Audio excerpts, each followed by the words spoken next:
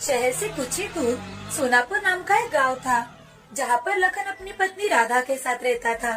वो मटके बनाने के साथ साथ मिट्टी के बर्तन भी बनाता था। उसके दुकान में नए नए तरह के मटके, घड़े और मिट्टी के बर्तन थे। वो इतने सुंदर मटके बनाता था कि अगर कोई भी उसकी दुकान में मिट्टी के बर्तन देखे तो खरीद ही लेता था। लक्ष्मण की पत्नी राधा उसको मिट्टी के बर्तन और मटके बनाने में मदद किया करती थी। दोनों मिलकर दुकान के पास में ही काम करते थे और उनकी दुकान रास्ते पर ही थी, जहां कोई भी शहर आने जाने वाले लोग मटके खरीद सके। एक दिन सुबह नीमा नाम की औरत लक्ष्मण के दुकान पर आती है और लक्ष्मण से, भाई साहब, आपकी दुकान में तो बहुत ही सुंदर सुंदर मटके हैं। कितनी सुंदर डिजाइन है इस पर। मुझे एक बड़ा सा मटका दीजिएगा और जरा देख कर दीजिएगा, अच्छे से देना। बहन जी, क्या आपको ये मटका चलेगा? सबसे बड़ा वाला यही मटका है। हाँ, वाव, ये तो बहुत ही सुंदर है, लेकिन इसकी कीमत कितनी है? बहन जी, सिर्फ 400 रुपए। इतने कम दाम में आपको कहीं पर इतना बड़ा मटका नहीं मिलेगा। ठीक है, दे दो। नीमा वहाँ से मटका लेकर चली जाती है। उसे उस मटके की डिजाइन बहुत ज्यादा पसंद आती है। वो अपने दोस्त को भी लक्ष्मण की दुकान का एड्रेस देती है। अब धीरे धीरे लक्ष्मण की दुकान पर लोगों की भीड़ होने लगी थी। ये देखकर राधा बहुत ही खुश हो जाती है। दिन बीत रहे थे, गर्मी का मौसम आता है। अब सब लोग लक्ष्मण की दुकान पर मटके लेने के लिए भीड़ करते हैं। ये देखकर राधा के मन में लालच आ जाता है।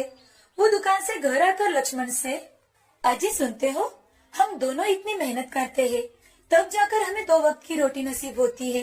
अब तो हमारे दुकान पर अच्छी खासी भीड़ भी रहती है, लेकिन हमें कुछ भी ज्यादा मुनाफा नहीं हो रहा। मुझे लगता है हमें मिट्टी में मिलावट करके मटके बनाने चाहिए। हमें अच्छे खासे पैसे भी मिल जाएंगे और हम कम दाम में भी बेच सकेंगे। नहीं नहीं राधा, हम ऐसा नहीं करेंगे।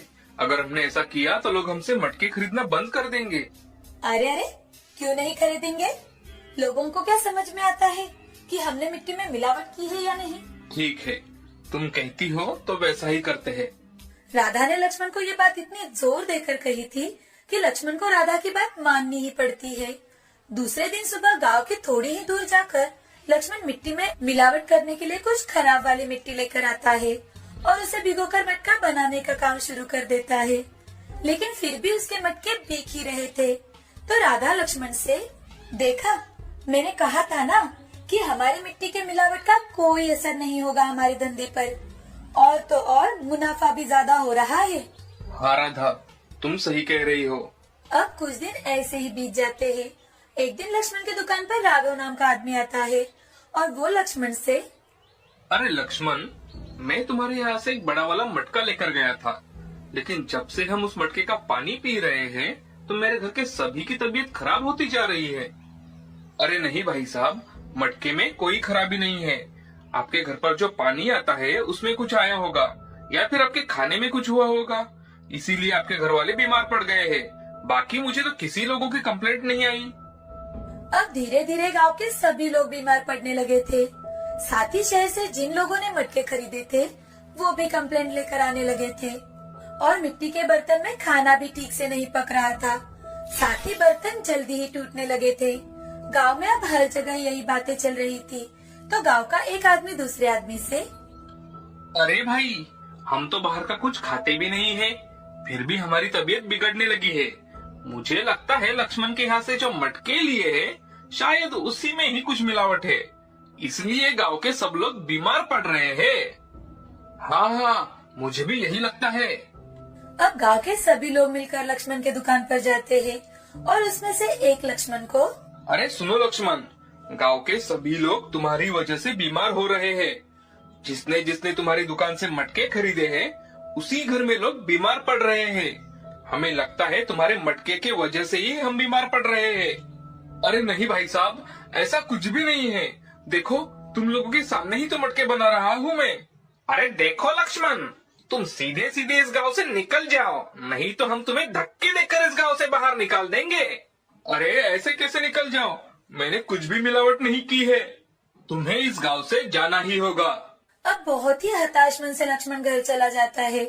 घर जाते ही राधा पर चिल्लाते हुए, देखा राधा, तुम्हारे लालच का परिणाम। अब हमें गांव के लोग गांव से बाहर निकालने की बात करके गए हैं और उनकी बातों से तो यही लगता है कि अब हमें वो गांव में रहने नहीं देंगे। वो हमें धक्के मारकर यहाँ से निकाले उससे पहले ही हमें ये गांव छोड़ना होगा। चलो बांध लो अपना बोरिया बिस्तर। कहती थी लोगों को क्या समझेगा। चलो काम पर लग जाओ अब।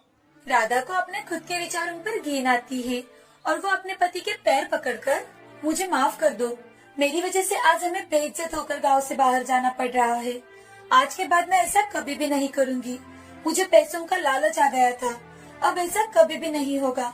मुझे माफ कर दीजिए।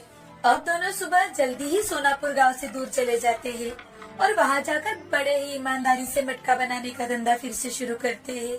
अब लोगों की बातों ने उन्हें अच्छी तरह से समझा दिया था कि लालच करने से पैसे तो नहीं मिलते, हम खुद ही मिट्टी में मिल जाते हैं।